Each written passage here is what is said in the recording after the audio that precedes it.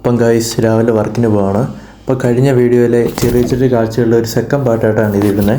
അപ്പോൾ ഞാൻ പോകുന്ന വഴിക്കുള്ള വർക്കും പ്ലേസിലോട്ട് പോകുന്ന വഴിക്കുള്ള ചെറിയ ചെറിയ കാഴ്ചകളുടെ കുറച്ച് വീഡിയോസ് എടുത്തിട്ടുണ്ട്. അപ്പം അതിപ്പോൾ നിങ്ങൾക്കിപ്പം കാണിച്ചു തരാം.